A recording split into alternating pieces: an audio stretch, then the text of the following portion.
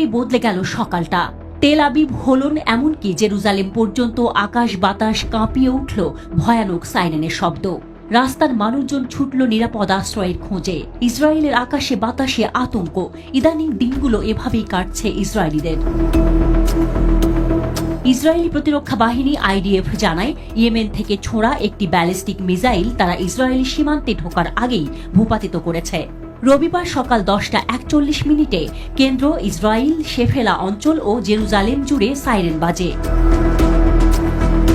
এই ঘটনার পর ইসরায়েলের জরুরি পরিষেবা সংস্থা ম্যাগেন ডেভিড অ্যাডম জানায়, এতে 2 জন আহত হয়েছেন।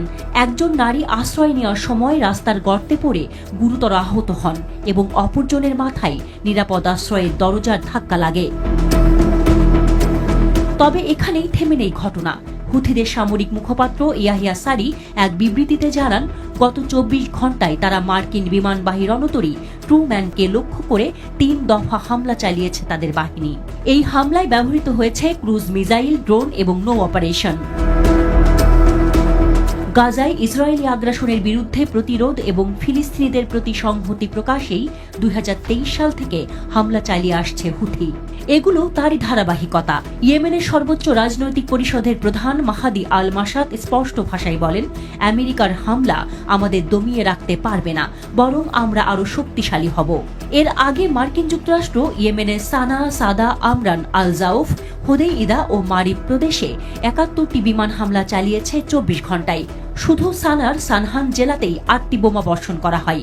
এসব হামলায় একটি খামারে এক বেসামরিক নিহত ও 3 জন আহত হন।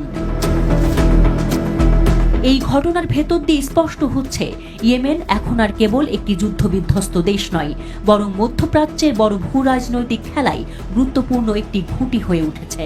চীন ও ইরানকে পেছনে রেখে যুক্তরাষ্ট্র ও ইসরায়েলের বিরুদ্ধে প্রতিরোধের প্রতীক হিসেবে হুথিরা ক্রমেই নিজেদের প্রতিষ্ঠিত করছে।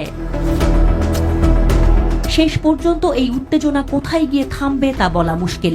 তবে এটা নিশ্চিত, ইসরায়েলের আকাশে ধেয়ে আসা মিসাইল কেবল ধাতব বস্তু নয়, বরং মধ্যপ্রাচ্যের নতুন অস্থিতিশীলতা, প্রতিরোধ ও প্রতিশোধের বার্তা বহন করছে।